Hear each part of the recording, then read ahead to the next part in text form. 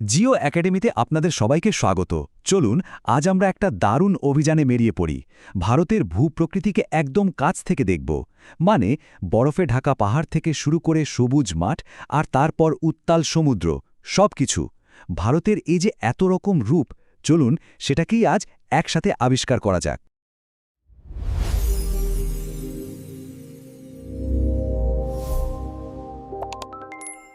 তবে আমাদের এই জার্নিটা শুরু করার আগে আমার একটা প্রশ্ন আছে। আচ্ছা, কখনো ভেবে দেখেছেন পৃথিবীর সবথেকে উঁচু পাহাড়গুলো, যেগুলো দেখে মনে হয় আকাশ ছুঁয়ে দেবে, সেগুলো আখির কিভাবে তৈরি হলো? বিশ্বাস করুন, এই এক প্রশ্নের উত্তরের মধ্যেই কিন্তু লুকিয়ে আছে পুরো ভারতীয় উপমহাদেশের জন্মরহস্য। এর উত্তরটা না একটা বিশাল সংঘর্ষের গল্প। ভাবুন তো, লক্ষ লক্ষ বছর ধরে আমাদের এই ভারতীয় প্লেটটা খুব ধীরে ধীরে উত্তরের দিকে এগোতে থাকে, আর তারপর সোজা গিয়ে ধাক্কা মারে বিশাল বড় ইউরেশিয়ান প্লেটকে। আর এই ধাক্কার ফলে কি হলো? দুটো প্লেটের মাঝখানে থাকা নরম পাললিক শিলা ঠিক যেন একটা কাগজকে দুদিক থেকে চাপ দিলে যেমন ভাঁজ হয়ে যায়, সেইভাবে ওপরের দিকে উঠে গেল। আর তাতেই জন্ম নিল আমাদের আজকের হিমালয় পর্বতমালা। ভারতের এই বিশাল ভূখণ্ডকে যদি আমরা ভালোভাবে বুঝতে চাই, তাহলে এটাকে 5টা প্রধান প্রাকৃতিক অঞ্চলে ভাগ করা হয়। এই ক্লাসিফিকেশনটা করেছিলেন ভূগোলবিদ S.P. চ্যাটার্জি। তো স্ক্রিনে যে ম্যাপটা দেখা যাচ্ছে, এটাই হতে চলেছে আমাদের আজকের জার্নির রোড ম্যাপ। চলুন তাহলে এক এক করে এই 5টা অঞ্চলের ভেতরে ঢুমেরে আসা যাক। তো আমাদের যাত্রার প্রথম স্টপ অবশ্যই সেই বিশাল টেকটনিক সংঘর্ষের ফল, ভারতের উত্তরের অতন্ত্র প্রহরী, দ্য গ্রেট হিমালয়ান ওয়াল। দেখুন, হিমালয় মানে কিন্তু একটাই পর্বতমালা নয়, এটা আসলে চারটে সমান্তরাল রেঞ্জ নিয়ে তৈরি একটা বিশাল দেওয়াল।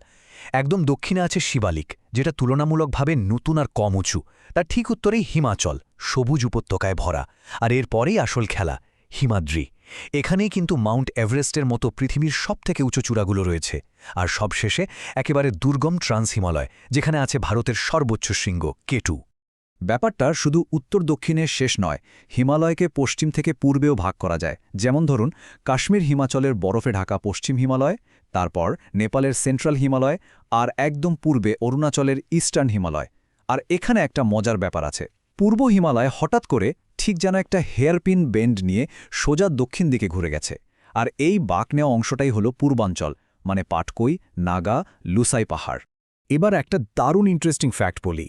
ইন্ডিয়ান প্লেটটা যে ধাক্কা মেরেছিল, ওটা কিন্তু এখনও থামেনি। এটা এখনও প্রতি বছর প্রায় 5.5 সেন্টিমিটার করে ইউরেশিয়ান প্লেটের দিকে এগিয়ে যাচ্ছে। মানেটা কি দাঁড়ালো? মানে হলো হিমালয় আজও প্রতি মুহূর্তে একটু একটু করে উঁচু হচ্ছে। ভাবা যায়? এটা একটা জীবন্ত, বেড়ে ওঠা পর্বত। তো এই জীবন্ত পর্বতমালা থেকে কিন্তু জন্ম নিয়েছে আমাদের পরের ডেস্টিনেশনের প্রাণ। চলুন এবার পাহাড় থেকে নেমে আসা যাক সেই বিশাল সমতল ভূমির দিকে, যেটা আসলে হিমালয়েরই একটা উপহার, মানে আমাদের উত্তরের বিশাল উর্বর সমভূমি। এই যে বিশাল সমভূমি, এটা তৈরি হলো কিভাবে? হিমালয় থেকে নেমে আসা 3টে বড় নদী, সিন্ধু, গঙ্গা আর ব্রহ্মপুত্র, এদের বয়ে আনা পলি লক্ষ লক্ষ বছর ধরে জমেই কিন্তু এই সমভূমিটা তৈরি হয়েছে। আর কারণেই তো এই অঞ্চলকে বলা হয় ভারতের শস্য ভাণ্ডার। একে আমরা 4টে ভাগে ভাগ করতে পারি: রাজস্থান সমভূমি, পাঞ্জাব হরিয়ানা সমভূমি, গাঙ্গেয় সমভূমি আর ব্রহ্মপুত্র সমভূমি। নদী যখন সবে পাহাড় থেকে সমতলে নামছে, তখন সে 4টে আলাদা আলাদা বেল্ট বা স্তর তৈরি করে। ভাবুন, একদম পাহাড়ের নিচে যেখানে ঢাল শেষ হচ্ছে, সেখানে বড় বড় নুড়ি পাথর জমে তৈরি হয় ভাবর অঞ্চল। এখানে ছোট ছোট নদীগুলো পাথরের তলায় যেন উধাও হয়ে যায়। তারপর দক্ষিণে এই নদীগুলোই আবার বেরিয়ে এসে একটা স্যাঁতস্যাঁতে জলাভূমি তৈরি করে, যাকে বলে তরাই। এরপরে আসে পুরনো পলিমাটির উঁচু এলাকা, ভাঙড়, আর সবশেষে নদীর একদম কাছে নতুন আর খুব উর্বর পলিমাটির স্তর, খদর। চলুন এবার যাওয়া যাক ভারতের সবচেয়ে পুরনো, সবচেয়ে স্থিতিশীল অংশে, উপদ্বীপীয় মালভূমিতে। এটা ভারতের হার্টল্যান্ড। এই ভূখণ্ডটা এতটাই প্রাচীন যে এটা একসময় গন্ডোয়ানা ল্যান্ড নামের এক সুপারকন্টিনেন্টের অংশ ছিল। আর এটা হলো খনিজ সম্পদে ঠাসা একটা পাথরের টেবিল ল্যান্ড। এই প্রাচীন মালভূমিটা মূলত গ্র্যানাইট আর নিঃশিলা দিয়ে তৈরি। একে মোটামুটি দুটো ভাগে ভাগ করা যায়। একটা হলো উত্তরের দিকে সেন্ট্রাল হাইল্যান্ডস, যেখানে বিন্ধ্যীয় সাতপুরার মতো পাহাড় আছে।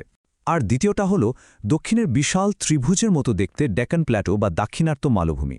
এখানকার লাভা থেকে তৈরি হওয়া কালো মাটি কিন্তু তুলা চাষের জন্য ওয়ার্ল্ড ফেমাস।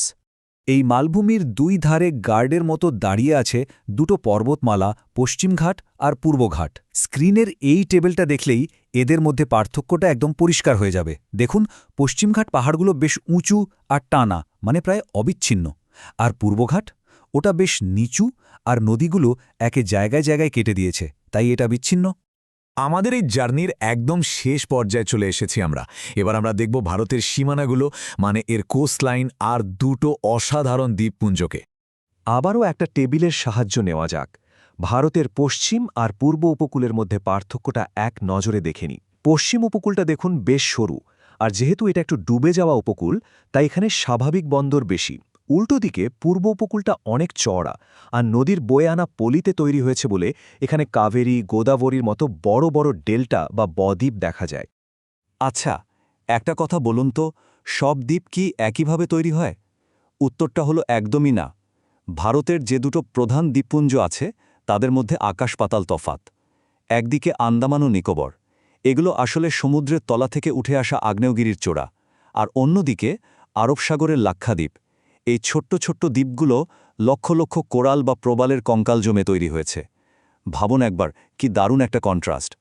তো আমরা তো ভারতের পাহাড়, সমভূমি, মালভূমি, উপকূল সবই ঘুরে দেখলাম, কিন্তু এগুলো কি সব আলাদা আলাদা? একদমই নয়। আসল মজাটা হলো এরা সবাই মিলেমিশে একটা সিস্টেম হিসাবে কাজ করে।